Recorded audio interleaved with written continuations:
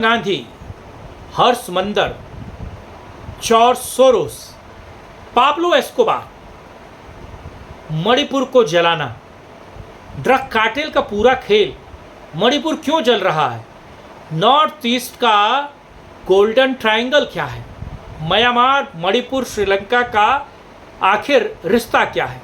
मणिपुर को जलाने वाले तमाम गुनहगारों पर ये इन्वेस्टिगेटिव एक्सक्लूसिव रिपोर्ट केवल आपके लिए, अंत तक देखिएगा।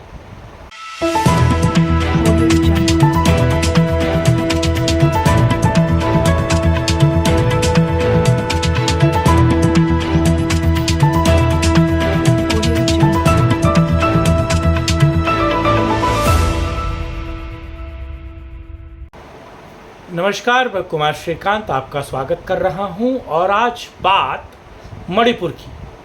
मणिपुर आखिर जल रहा है। मणिपुर एक साल से जल रहा है। कुकई और मैतई समाज और संघ प्रमुख ने क्यों सरकार से सवाल पूछा कि सरकार मणिपुर की सुध नहीं ले रही, और मणिपुर को जलाने के पीछे कौन से लोग हैं? क्या ड्रग कार्टेल है या फिर क्या कुछ है? जॉर्ज सोरोस से लेकर सोनिया गांधी का नाम कैसे जुड़ता है? आज विस्तार पूर्वक मणिपुर के जलाने वाले, मणिपुर क्यों जल रहा है, आज इस पर बात करेंगे और विस्तृत तरीके से मैं आपको समझाने की कोशिश करूंगा। बड़े मुश्किल से अलग अलग तरीक़ों से जांच पड़ताल करके 3 दिनों में मैंने ये जो चीज़ें निकाली हैं, जो खबरें निकाली हैं, जो जानकारी निकाली है, वो आप लोगों तक लाने की कोशिश कर रहा हूँ। और लेकिन सबसे पहले आप लोगों से अनुरोध है कि इस वीडियो को अंत तक देखिएगा, लाइक कीजिएगा, शेयर कीजिएगा, सब्सक्राइब कीजिएगा और कमेंट बॉक्स में अपनी राय दीजिएगा, और QR कोड को स्कैन करके ये जो इन्वेस्टिगेटिव जर्नलिज्म है इसको सपोर्ट कीजिएगा। मणिपुर को समझने से पहले आपको समझना पड़ेगा वो जो ट्रायंगल है, जो ड्रग का ट्रायंगल है, मणिपुर और म्यांमार का एक ट्रायंगल बनता है जहाँ पर पूरे देश में सबसे ज़्यादा ड्रग्स की खेती होती है, ड्रग्स को उगाया जाता है, और मणिपुर के थ्रू म्यांमार और म्यांमार के थ्रू वो अलग अलग देशों में जाता है। आपको याद होगा नेटफ्लिक्स में पाब्लो एस्कोबार की एक सीरीज़ आपने देखी होगी जो ड्रग्स कार्टेल पर थी। आपको पता है पाब्लो एस्कोबार और मणिपुर का कनेक्शन क्या है? किस तरीके से पाब्लो एस्कोबार मणिपुर में, उस ट्रायंगल में पाब्लो एस्कोबार की ड्रग्स उगाई जाती है। कंबोडिया, और कंबोडिया में आपको पता है किस तरीके से पाब्लो एस्कोबार बड़े पैमाने पर ड्रग्स का कार्टेल चलाता था। पाब्लो एस्कोबार और जॉर्ज सोरोस के बीच बहुत गहरे संबंध थे। मैं कड़ियाँ समझाने की कोशिश कर रहा हूँ और कड़ियाँ सीधे सीधे जोड़ूंगा। देखिए, पाब्लो एस्कोबार को बचाने के लिए जॉर्ज सोरोस ने अपने संबंधों का, अपने रसूख का, या कहा जाए अपने बेहतर जो उसके डीप स्टेट में जुगाड़ है उसका इस्तेमाल किया। पाब्लो एस्कोबार को बचाया, और पाब्लो एस्कोबार का ब्लैक का वाइट करने का काम जॉर्ज सोरोस ने कहा। ये मैं नहीं कह रहा हूँ, ये फोर्ब्स मैगजीन कह रही है। क्यों? क्योंकि आपको पता है फोर्ब्स मैगजीन ने कंबोडिया के प्रिंस और उसके राजघरानों का इंटरव्यू किया। फिर उन्होंने सीधे तौर पर बताया कि किस तरीके से जॉर्ज सोरोस के पैसे का उन्होंने इस्तेमाल किया, और जॉर्ज सोरोस के पैसे का इस्तेमाल करके उन्होंने बैंक से लोन न लेकर, जॉर्ज सोरोस से लोन लेकर व्यापार किया, और किस तरीके से अलग अलग चीज़ों में एक तरीके से लगाया, और वो पैसा कैसे कंबोडिया के जो लोग हैं उनको फ़ायदा दिया, आप समझिए। और जॉर्ज सोरोस इन्वेस्ट करता है कहाँ? म्यांमार में। म्यांमार जो ड्रग्स का कार्टेल बनाने की, उसको पाब्लो एस्कोबार ने उसको तैयार किया और बनाया कंबोडिया के बाद म्यांमार।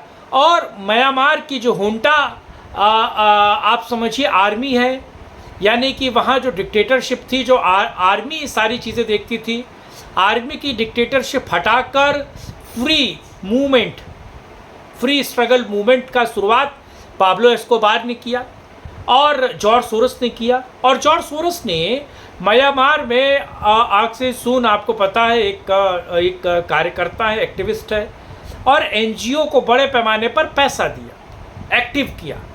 और वहाँ पर आर्मी, क्योंकि ड्रग्स का कारोबार इतने बड़े पैमाने पर म्यांमार में होने नहीं देती थी, और वो ड्रग्स का कारोबार जो अब मणिपुर में होता था और आर्मी बेहतर नहीं होने देती थी म्यांमार में, तो वो दिक्कत देता था, क्योंकि उस तरीके से अगर आप देखा जाए म्यांमार से पूरे यूरोप, मिडिल ईस्ट सब जगह जॉर्ज सोरोस ड्रग का कार्टेल चलवाता था, पाब्लो एस्कोबार और वहाँ के गुंडों के साथ मिलकर। आपको पता है म्यांमार में किस तरीके से तख्ता पलट किया गया, आर्मी को साइडलाइन किया गया और ऑल फ्रीडम मूवमेंट चलाकर जॉर्ज सोरोस और उन डीप स्टेट्स ने किस तरीके से आंग सान सूची को वहाँ पर सेट किया और तमाम तरह की चीज़ें हुई, ये आपको पता है। अब मणिपुर पे आता हूँ।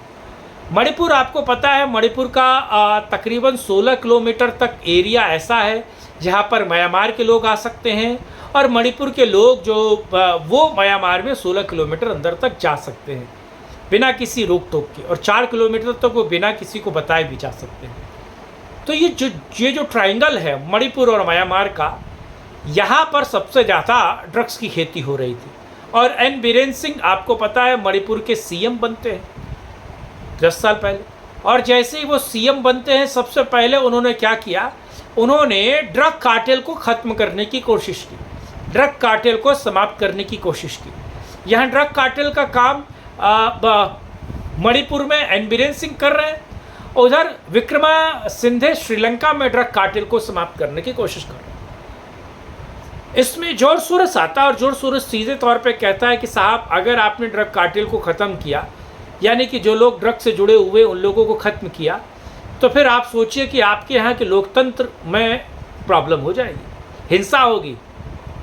आपको पता है श्रीलंका में किस तरीके से हिंसा हुई और श्रीलंका में किस तरीके से राज्य सरकारें गिरी, केंद्र सरकारें गिरी, और कैसे आर्मी को फंड किया गया, अलग अलग गोरिल्ला छाप लोगों को फंड किया गया, किस तरीके से अशांति का माहौल फैलाया गया, श्रीलंका में रिसेशन किया गया, किस तरीके से पेट्रोकेमिकल्स और ड्रग्स के पैसे का करोड़ों अरबों रुपए का इस्तेमाल श्रीलंका को एक तरीके से ख़त्म करने के लिए किया गया। मणिपुर में ऐसा ही हुआ और मणिपुर में एक संस्था बनती है, उस संस्था की वाइस प्रेसिडेंट कौन होता है, FCAP। उस संस्था की वाइस प्रेसिडेंट कौन होती है, वो है सोनिया गांधी और आंग सान सूची म्यांमार की। और इस संस्था से जुड़े हुए कौन लोग हैं, हर्ष मंदर इस संस्था से जुड़ा हुआ है और डॉक्टर मनमोहन सिंह की बेटी इस संस्था से जुड़ी हुई। यानी कि जो मणिपुर में आग लगा रहे हैं, मणिपुर में बवाल काट रहे हैं और हूती और मैतियों के बीच विवाद करवा के क्रिश्चियन मिशनरियों के द्वारा मणिपुर को जलाने का काम, और पूरे विदेश में मणिपुर में क्रिश्चियनों को माइनस करके दिखाना, यानी कि क्रिश्चियनों पर बहुत ज़्यादा जुर्म हो रहा है, उनको मारा प्रताड़ित किया जा रहा है, पीटा जा रहा है, ये पूरे इंटरनेशनल बिरादरी में पहुंचाने का काम किसने किया, जॉर्ज सोरोस और उसके इकोसिस्टम। और उसकी VP कौन है, सोनिया गांधी।